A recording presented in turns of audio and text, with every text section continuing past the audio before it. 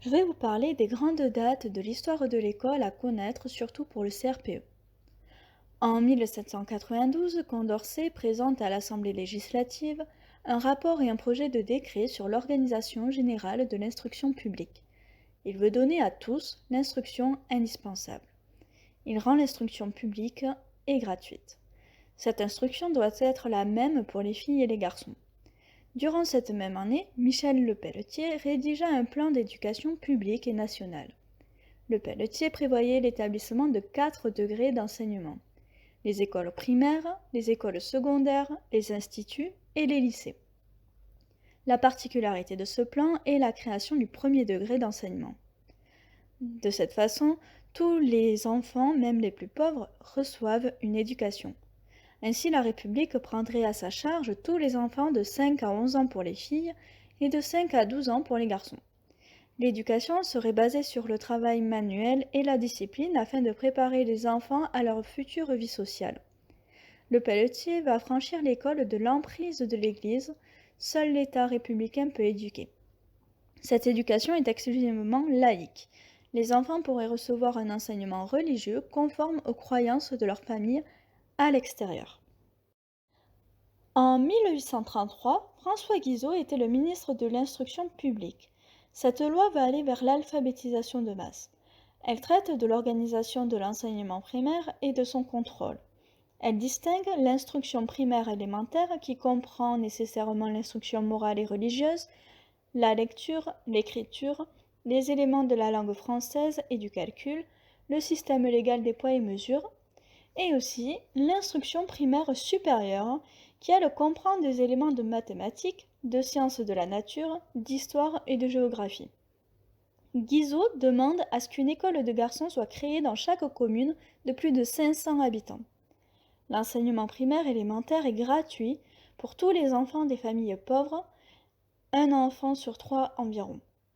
En ce qui concerne la formation des instituteurs, le ministre accélère la création des écoles normales.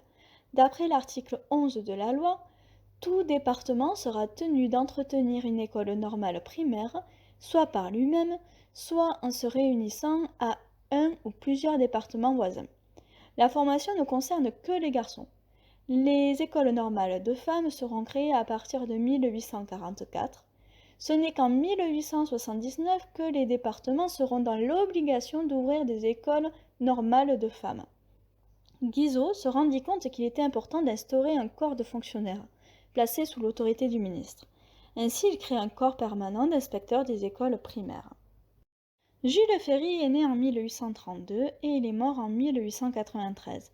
Il a été maire de Paris, ensuite de 1879 à 1883 il a été ministre de l'Instruction publique et des Beaux-Arts, puis il a continué en politique en étant ministre des Affaires étrangères, président du Conseil des ministres et président du Sénat. Avec la loi de 1881, il poursuit la mise en place d'une école laïque et il prononce la gratuité de l'école publique. C'est une gratuité absolue de l'enseignement primaire dans les écoles publiques. Il exige également que les instituteurs obtiennent un brevet de capacité pour pouvoir enseigner dans les écoles élémentaires. Un décret de la loi de 1881 porte sur les écoles maternelles. Les salles d'asile sont supprimées et elles laissent place aux écoles maternelles. Les salles d'asile accueillaient les enfants de 2 à 7 ans issus principalement de familles pauvres. Aucune maternelle ne pourra recevoir plus de 150 enfants à moins d'avoir une autorisation spéciale de l'autorité académique. Les cours de maternelle ont pour objet de commencer l'éducation physique, l'éducation intellectuelle et l'éducation morale des jeunes enfants. Les écoles maternelles sont gratuites avec un enseignement laïque mais non obligatoire. En 1882, Jules Ferry annonce une loi qui rend l'enseignement primaire obligatoire pour les filles et les garçons de 6 à 13 ans. Il met toujours en avant un enseignement laïque. En 1883, Jules Ferry décide de quitter son ministère. Par conséquent, il rédige la lettre aux instituteurs le 27 novembre 1883. Cette lettre est une circulaire qui définit la finalité et les modalités d'une éducation morale et civique. L'instruction religieuse appartient à la famille et l'instruction morale à l'école. Le jeudi est devenu un jour vaqué, ce qui permet aux familles qui le souhaitent de faire l'instruction religieuse à leurs enfants. En 1886 passe la loi Goblet. René Goblet était le ministre de l'Instruction publique à ce moment-là. Cette loi fait que le personnel doit être exclusivement laïque dans les écoles primaires.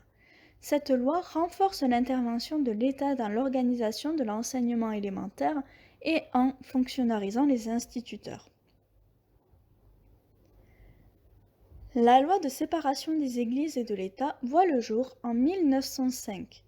Elle proclame la liberté de conscience, garantit le libre exercice des cultes et elle pose le principe de séparation des églises et de l'État. De plus, la République ne reconnaît, ne salarie ni ne subventionne aucun culte. Cette loi met fin au Concordat de 1801. Le 9 août 1936, une nouvelle loi apparaît, la loi sur l'instruction primaire obligatoire. À cette époque, Jean Zay était le ministre de l'Éducation nationale. L'instruction primaire est obligatoire pour les enfants des deux sexes, français et étrangers, âgés de 6 à 14 ans. En 1959 se met en place la réforme Berthoin. Pour faire face aux besoins économiques, le ministre Berthoin prend deux mesures importantes. Il fait passer la scolarité obligatoire de 14 à 16 ans et il réforme l'organisation du système éducatif.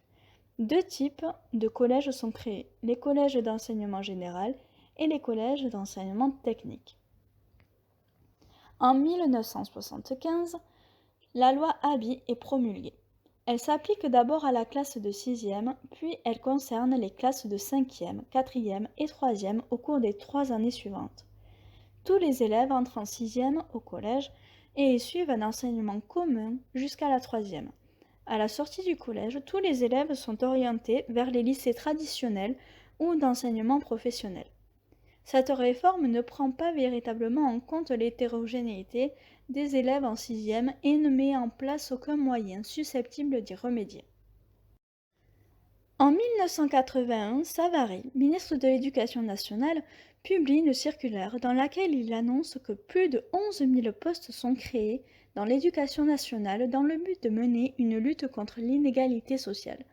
Son but prioritaire est de contribuer à corriger cette inégalité par le renforcement sélectif de l'action éducative dans les zones et dans les milieux sociaux où le taux d'échec scolaire est le plus élevé.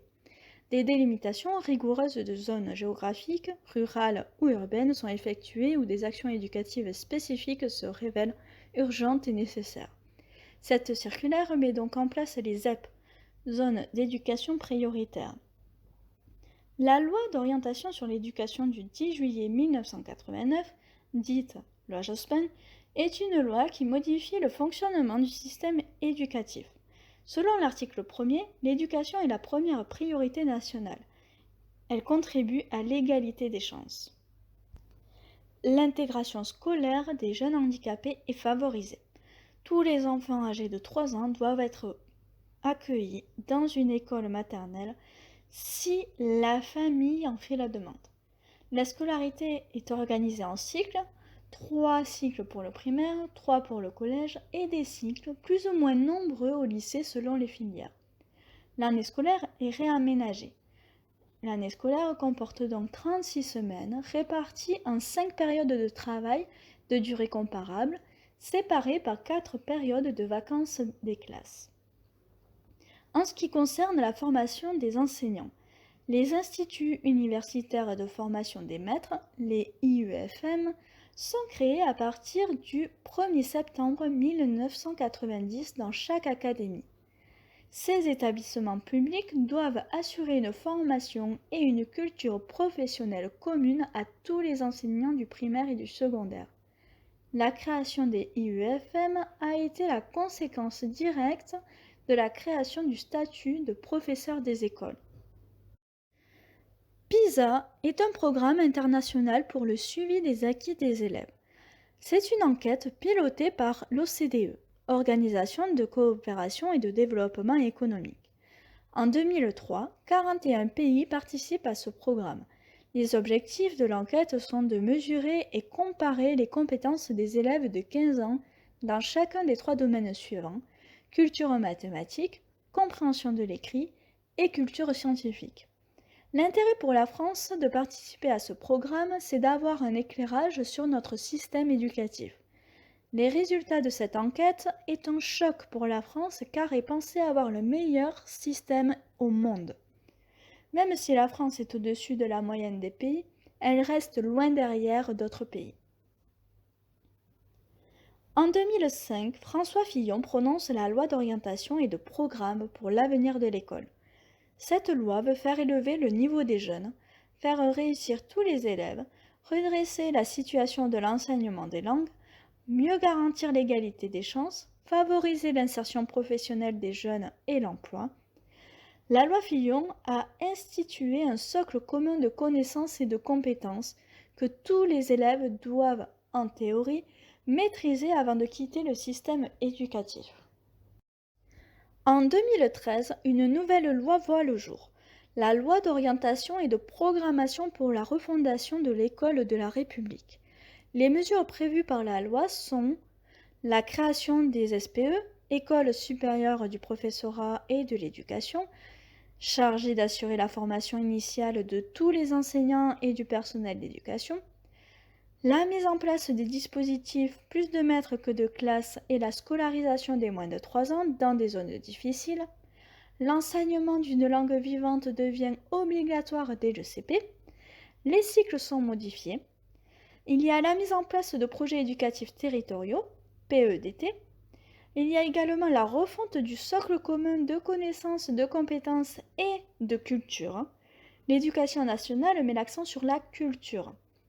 De nouveaux enseignements sont mis en place comme l'enseignement moral et civique, le parcours d'éducation artistique et culturelle et l'éducation numérique. Il y a aussi une réforme sur le rythme scolaire. Les communes qui le souhaitent peuvent passer à 4 jours et demi d'enseignement.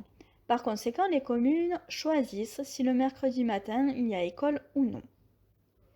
En 2015, les programmes scolaires du primaire et du collège changent ainsi que le socle commun.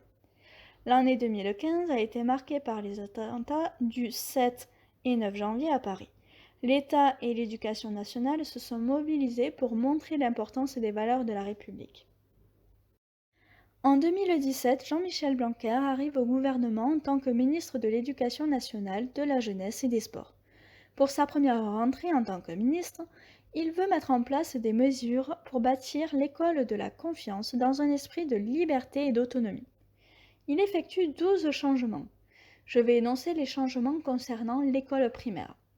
Tout d'abord, on a le dédoublement à 100% des CP en REP+. Les élèves seront 12 par classe. À la rentrée 2018, le dédoublement des classes concernera tous les CP et CE1 en REP+, et en REP. Ensuite, il y a l'assouplissement des rythmes scolaires. Les communes peuvent adopter la semaine de 4 jours. Des évaluations nationales se mettent en place pour, soi-disant, aider au progrès des élèves.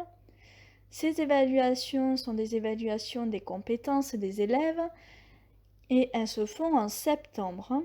Et tout d'abord, elles concernent les CP. Ensuite, il y a la priorité accordée aux élèves en situation de handicap. Le ministre parle d'école inclusive. Il veut sécuriser les écoles et les établissements scolaires. Il a également augmenté le budget de l'éducation nationale. Et il collabore avec le ministère de la Culture afin de déployer l'éducation artistique et culturelle dans les écoles.